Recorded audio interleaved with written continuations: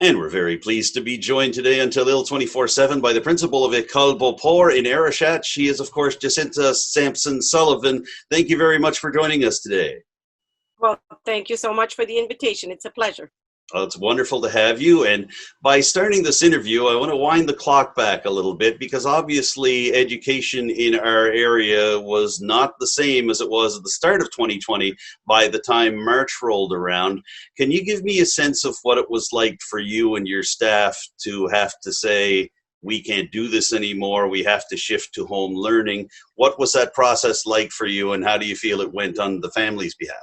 Well, I can say that one thing I really did appreciate was the step-by-step that the Department of Education gave us. So we had a few days to get the learning going. When I say learning, I mean the adult learning, because we had to do some learning. We do have online classes, but for us who teach in the classroom and who live in a building, it's not at all the same. So the first thing we did was learn a lot of the tools that we could be using. The board provided us with some tools like the sound, the ear, and the microphone, the whiteboards, things like that. It was really wonderful because we also had an online learning for staff. So each day there was 1 or 2 or 3 sessions provided by the board to teach us, because we were using a different communication tool with primary to 2 with parents. We had to change to a new tool because the way that the department wanted it, it required that change. We also had to learn more about Google Classroom. We had to learn about teaching on in the classroom, which was really neat. I have to say that for me as an educator, I totally enjoyed the learning of the electronic part because I didn't have that before. And you will be shocked to learn that I felt I could partake and support the learning of students and staff better without having the building management aspect, which was a treat, I have to say. There were challenges, however. We had one of the greatest challenges are that in certain parts of Richmond County, we lack a quality internet connection. And for, I'd say, 3 staff members, that was a major challenge because we wanted to do videos to support learning, but that just wasn't working. I literally had staff sitting outside, family, households to get onto the internet because we couldn't go in because of the isolation aspect. So there was a lot of frustration on that level. For supporting students and families, I felt we did a great job in the way that we have what we call a school team. We met regularly, at least once or twice a week. We literally went through each grade level, each family. We knew which family needed more support. We contacted our Schools Plus. They supported those families as best they could. It was an experience, a total experience. I know for some families, it was a major challenge because both parents were working. The motivating their children was not an easy challenge. There was also the students with learning needs that for them it was not productive. But on a positive note, we had some students, a certain percentage of students, not having that whole social aspect of the classroom, who are independent learners, who did extremely well. We have about 5 students that their learning went up enormously. So it depended, right? And we had some families who maintained that structure, and for them it went very well. They had the same bedroom routine, they had the kids up in the morning, they did exactly like the school day went. So we had all parts of the spectrum. You know, I ask a lot of my interview subjects, what did you learn from all of this and what do you take forward that'll help you in the school system beyond the pandemic period, whenever that might come to an end? And it sounds like you and your staff and even the families involved have learned a lot. And I mean, you mentioned yourself, you gained a lot in terms of electronic learning that you hadn't been experienced with before. So do you get a sense that this could wind up having a positive impact in some ways on Ecole Beau-Port in the years to come? I absolutely and 100% convinced that there are some things we've done during this pandemic that we really want to keep and maintain. An example of that would be the learning, the part of the teaching. one of my greatest stories is that I have a teacher who went and got Hershey's chocolate, the white and the dark chocolate, and did fractions with the Hershey's chocolate. One day, he has young kids, he had blocks the next day. He found such creative ways to use manipulatives that were interesting. It was almost as if I couldn't wait to see what would be the next tool what was he going to use tomorrow. So those are the things that I think will enrich our teaching and our techniques and our strategies. I also think that we learned that we need to start younger, put more emphasis on the technology. So that is something like we've, as a school team, we are 100% convinced. Let's start younger and do it this way, where before it was more take our time and just do this. Now we're going to go a little further with that learning. And if you ask me what is the greatest learning, I feel that a lot of learners learn to become more independent.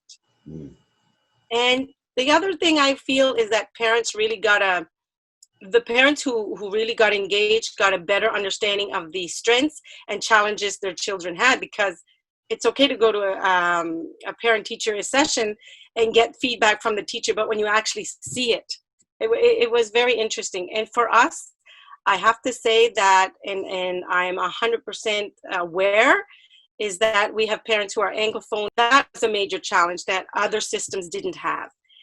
We came up with some interesting strategies to try and help. I can tell you a lot of parents know how to use DeepL for translation. It was interesting. We tried to find as many creative ways as we could to help that. And I got to hear some parents speak French more than I thought they knew. So that was interesting because the younger kids had to send videos and the parents were guiding them along, and you could see that they were speaking French. It was minimal, but it was beautiful. That gives you a perspective that, like you say, you don't necessarily see at a parent-teacher conference. You can see how the parents are working with the children in both official languages to be able to help them along. To me, it was a growing experience, and approaching retirement, I kept saying, thank God I wasn't retired, because I would have missed so much with all the learning and the special moments, the moments when we could finally get them. Because for certain kids, just Zoom, like what we're doing, was a major challenge. We were doing it through Google Meet. But we had to make a process to get the child to come before the camera, and getting them to speak, and that glow when they finally could do it. And we used some creative ways. I'm telling you, we had parents trying to teach kids, and then we had siblings where one sibling was more comfortable, so we had a teacher do some sessions just with one sibling, bring in the other sibling, and then guiding them, transitioning them to the classroom. It was very neat. And I don't want to forget that we had some special staff members who went beyond. We had cooking classes, okay? We had cooking classes where someone would drop off food, and we'd wait 2 or 3 days so that all the virus things would be gone. And they made Rice Krispie squares and trying to think of other. So we had, and those were with our special needs students, because in the Learning Center, we do some cooking. So we got to do that as well. That's wonderful that they were able to have that interactive experience, even though they were being kept apart. I wanted to ask you, you've touched on special needs students and the idea that some students do need people like teaching assistants with them. How did that process go through the various months of the height of the pandemic? And I mean, this speaks as well to what you folks have for teaching assistants for TAs over at Ecole Beau-Port. How did that issue work itself out? We had a lot of success with certain students. The success was surprising because we weren't expecting that much success.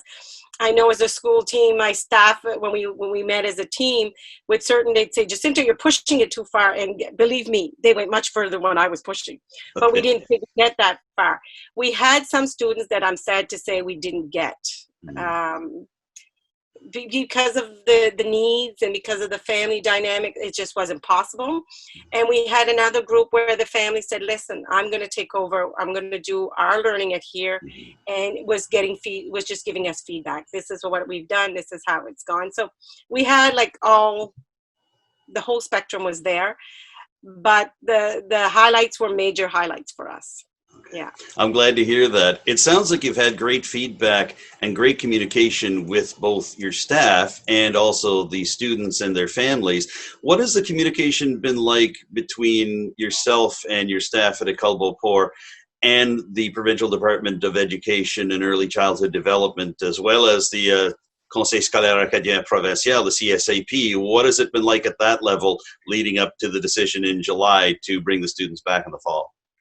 Well, I think that the government level has their procedures, and they did the way they were going to do it, as we all know. The CSAP staff, administrative staff, did a superb job of making sure that they were informing us and talking to us about informing our staff. You know, if you have questions, come to us, encourage your staff to go to you. And I have to say that I think it's 14 years I've been principal, with some breaks along the way. But we had a staff meeting every Friday at 9 a.m., all principals. We're a small board, right? So we have about 20, we were about 57 in the Zoom meeting because we had principals and VPs. And that was every week at 10 o'clock on Fridays. To me, that was what we needed to have the support we needed to support our community. And I hope it's something that will continue, because, you know, you go for a whole day and you get a lot of things and you come out of there, your head's as big as this because there's so many procedures and things you need to learn, where this was exactly what we needed. And we knew that 10 o'clock next Friday, we would all be meeting again. So, and it also gave us time to be, because, you know, you're isolated. Isolation is not easy. So it was fun to see. Like I kept telling my staff, you have never been so beautiful. Like when I would see their faces, it was what I needed to keep me going for. And it was the same thing with staff, because with principals, because you felt you were again with friends, you know, and we were living the same situations. And we talked about what was our challenges during the week and what was our plan for the following week. So to me, that was a key element in the success that I feel we had. Now, that being said, I can tell you that some parents found it major challenge and are really looking forward to us going back to school. Myself, I'm very, I need that interaction. And for me, the students are my, how would I say, they give me that energy. You know, some people drink their tea and their coffee. I need the kids. So I know I won't be able to hug them or, you know, but just seeing their faces in the morning and their smiles, that I miss. Looking forward to that. All right, well, let's look ahead to that period then. We're getting just a few weeks away from reopening Ecole Beau-Port. What happens now, basically? What do you and your staff do to prepare the classrooms and the various spaces for the proper social distancing that the province has put out? What do you folks do in the next little bit to get ready?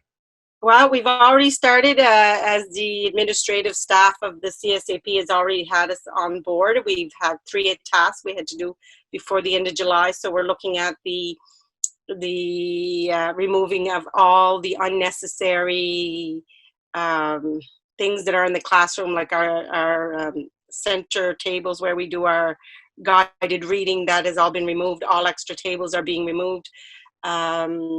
Anything like centers will have to be done in a different way. So that aspect of getting the classroom ready is on its way. We're doing well on that. We also have to work on the structure of the day. So that's a little more challenging.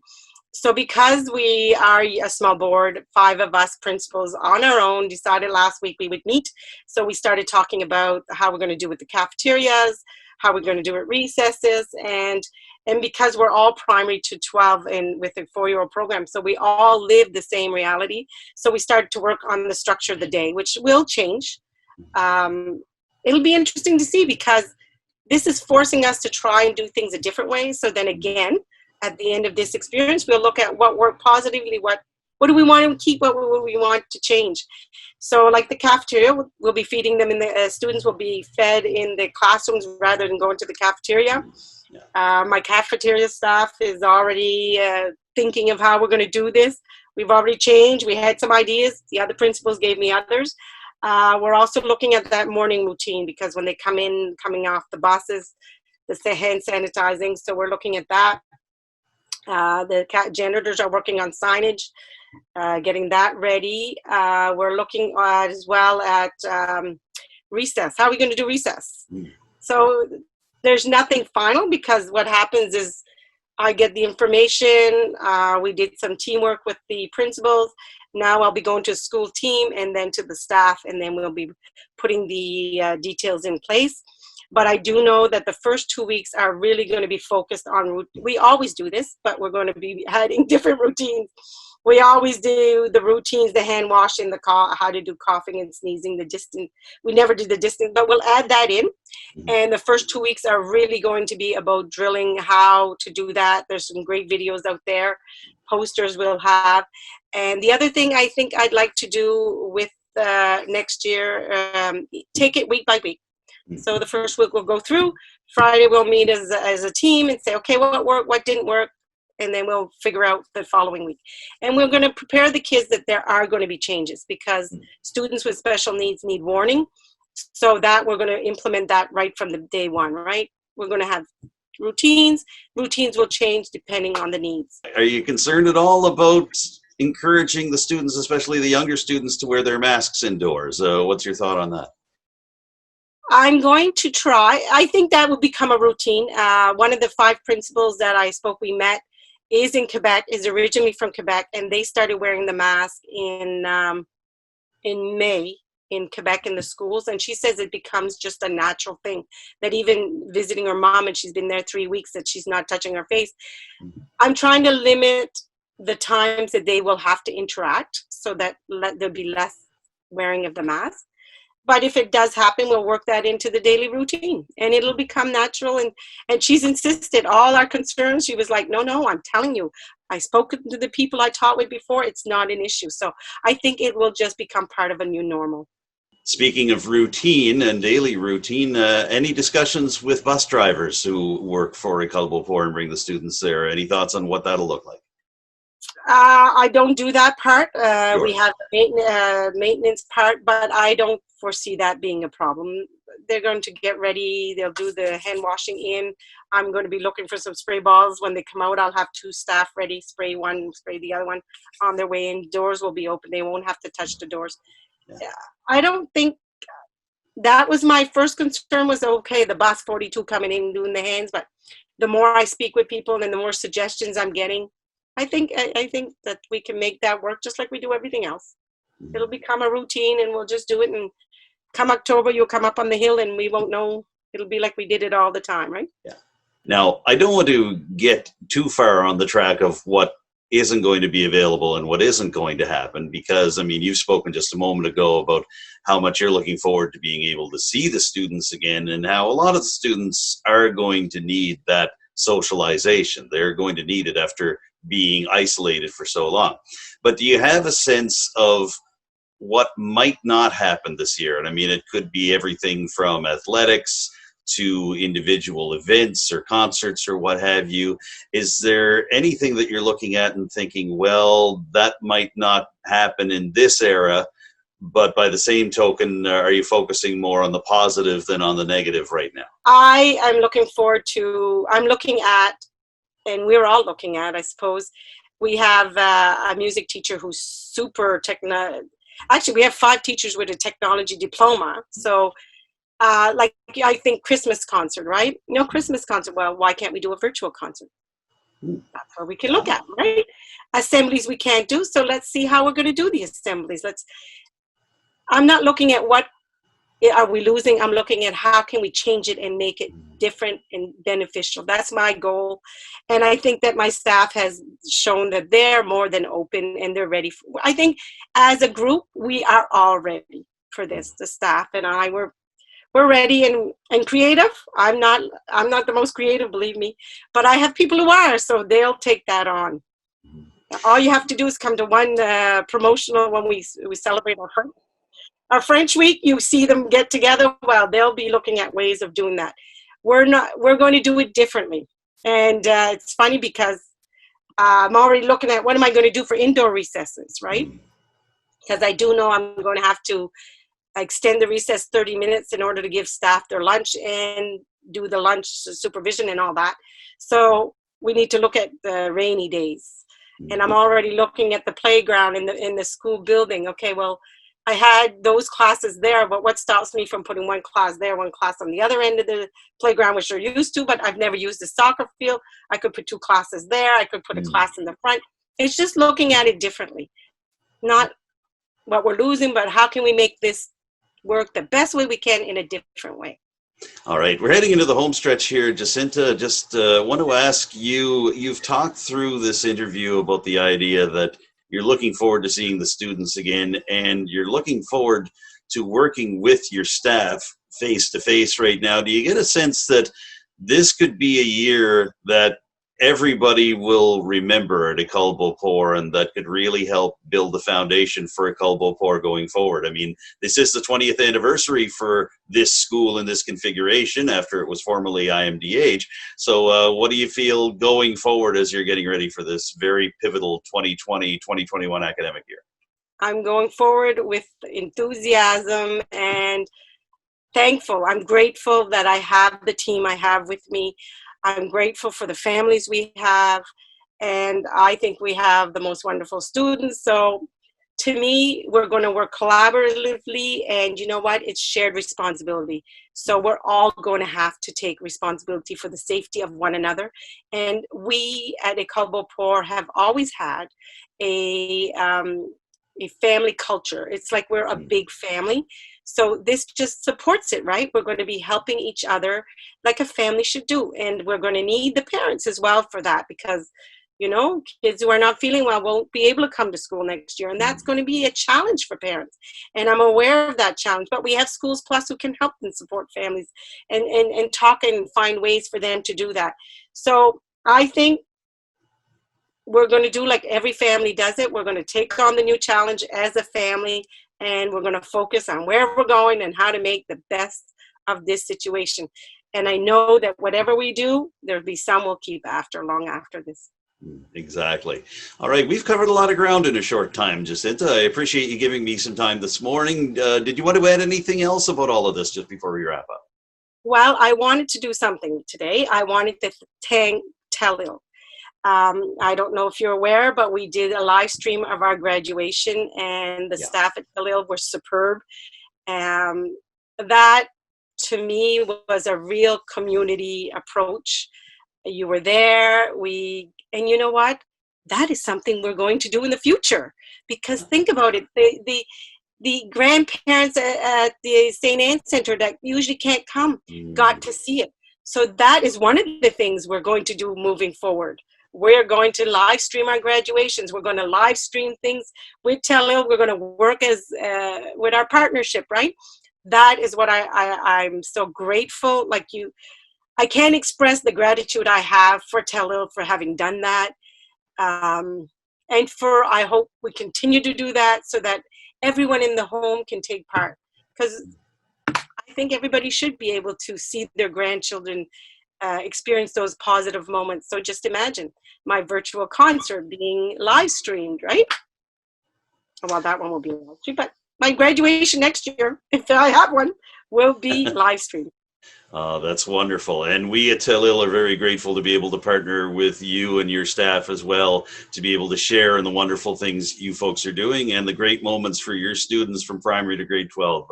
We appreciate the partnership as well. Well, I feel like I've learned a lot in a very short time here. Jacinta, thank you so much for giving me a few minutes here for Telile 24/7. Not a problem, anytime.